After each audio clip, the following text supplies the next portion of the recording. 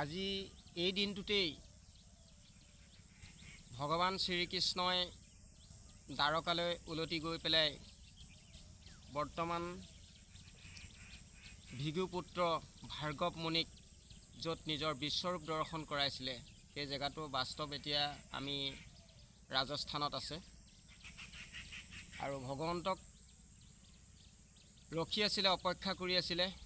তেওঁ কাতি মাহৰ 28 তাৰিখৰ দিনা কুৰুক্ষেত্ৰ যুদ্ধ আৰম্ভ কৰিলে।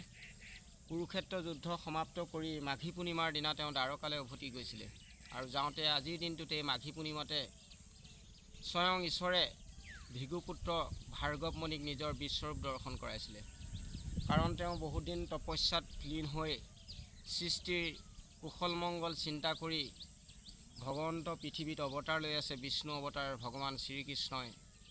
আৰু সেয়েহে তেওঁ চিন্তা চৰ্চা কৰি পৃথিৱীৰ কুশল মংগল চিন্তা কৰি থাকোঁতেই পিছত গম পাইছিলে আৰু ভগৱন্তক দৰ্শন কৰিছিলে। কৰোঁতে গম পাইছিলে যে কুৰুক্ষেত্ৰ যুদ্ধ মহাভাৰতৰ যুদ্ধ হৈ গ'ল আৰু হোৱাত তেওঁ বহুত ক্ৰোধিত হৈ ভগৱন্তক বহুত প্ৰশ্ন সুধিছিলে ভগৱান শ্ৰীকৃষ্ণক। আৰু তেতিয়া ভগৱন্তই কৈছিলে ভকত হিচাপে ভাৰ্গৱ মুনিক যে তুমি যিমান সাধনা তপস্যা কৰিলা আৰু যদিহে তুমি ক্ৰোধিত হৈ যোৱা তেন্তে হ'লে তোমাৰ সাধনা তপস্যাখিনি চব বিনাশ হৈ যাব। সেয়েহে যিটো হ'বলগীয়া সেইটো হৈ গৈ থাকিব আৰু সেইকাৰণে মোৰ বিষ্ণু অৱতাৰ ভূমিভাৰ হৰণ কৰিবলৈ কৃষ্ণ অৱতাৰ।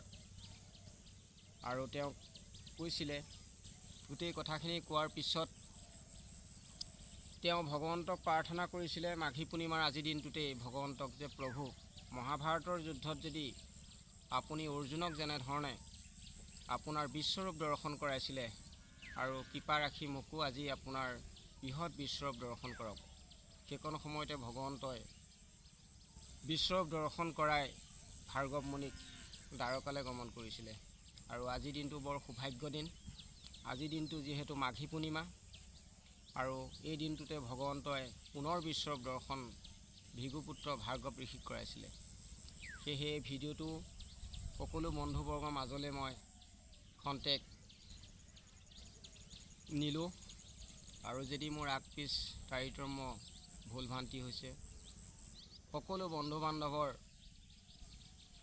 শ্ৰীচৰণত মোৰ প্ৰাৰ্থনা।